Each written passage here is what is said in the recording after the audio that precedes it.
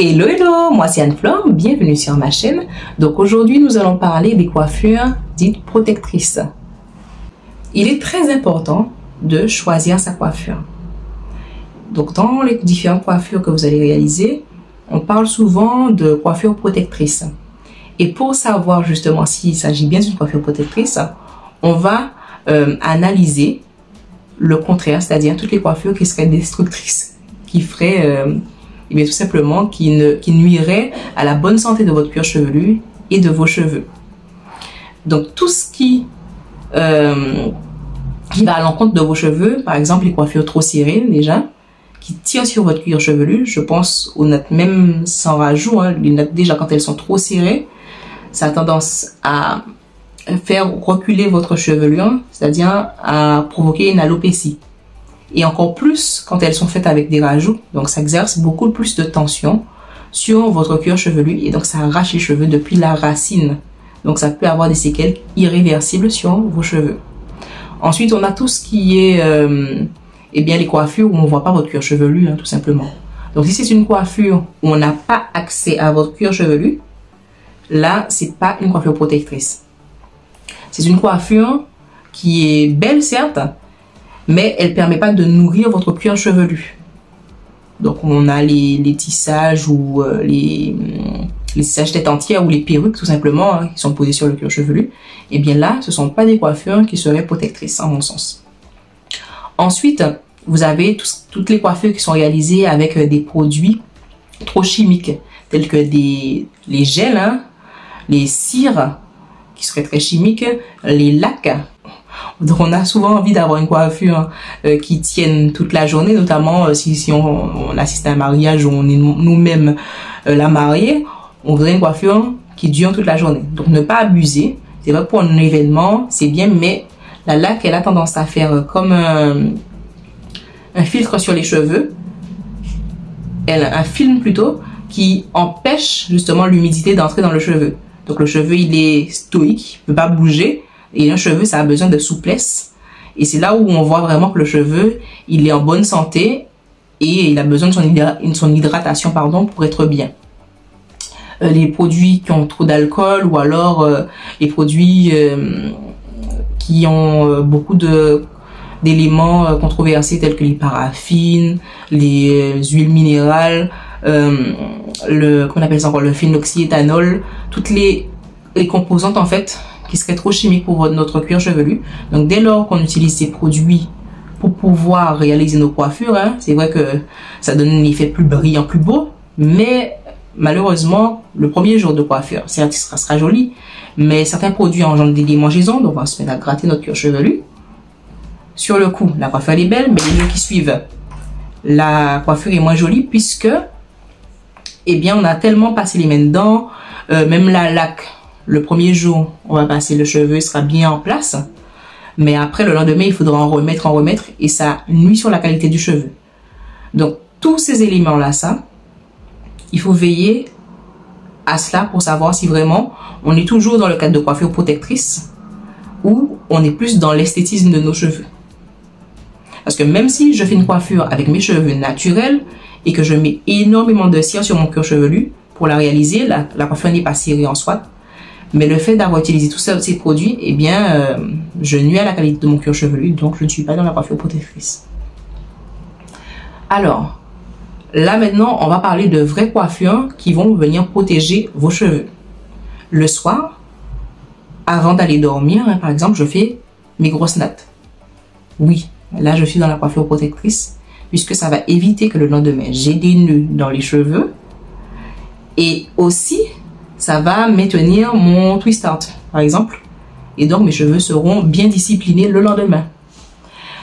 Après avoir réalisé mes soins, je fais mes twists ou mes braids, par exemple.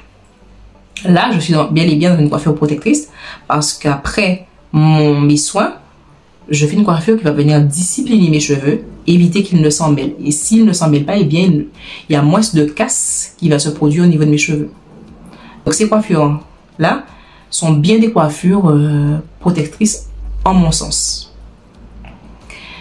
Et quelque chose qui est important dans tout cela, hein, donc je parle, on va dire que c'est une sorte de sensibilisation que je fais parce que vraiment, j'ai vu vraiment des catastrophes au niveau du cuir chevelu de certaines personnes, hein, des lésions vraiment qui ont eu des conséquences très graves et des conséquences qui sont irréversibles pour la pousse des cheveux. Et je pense que ces personnes devraient même par la suite, si elles veulent retrouver leur potentiel capillaire, eh bien faire ce qu'on appelle des greffes ou des traitements assez lourds pour pouvoir retrouver de la densité à certaines zones ou même retrouver leurs cheveux, quoi, parce que les cheveux sont totalement partis. Et pour pouvoir faire en sorte que ces phénomènes disparaissent, que ça n'existe plus, entre guillemets, hein, qu'on ait une meilleure santé au niveau de nos cheveux, que nos cheveux poussent mieux, qu'ils soient bien en fait. En fait, c'est même pas tant la longueur des cheveux qui est importante, mais c'est leur bonne santé. Parce que avec la bonne santé, la longueur viendra après. Un beau volume, une chevelure bien belle, bien dense. Bon, il y a des personnes qui ont les cheveux plus fins que d'autres, mais en tout cas, avoir une belle chevelure, qui est en bonne santé, est plus importante que tout le reste en fait. Et donc, pour garantir tout cela, il convient d'être honnête avec nous-mêmes et de savoir se poser certaines questions. Déjà, dans un premier temps, combien de fois dans l'année est-ce que je vois mes cheveux? Combien de fois je vois mes cheveux naturels dans l'année? Si je les vois qu'une seule fois, 2 fois, chaque semaine ou une fois par mois, parce que c'est vrai qu'il y a des personnes qui portent tout le temps un tissage tête entière, par exemple, qui portent tout le temps une perruque.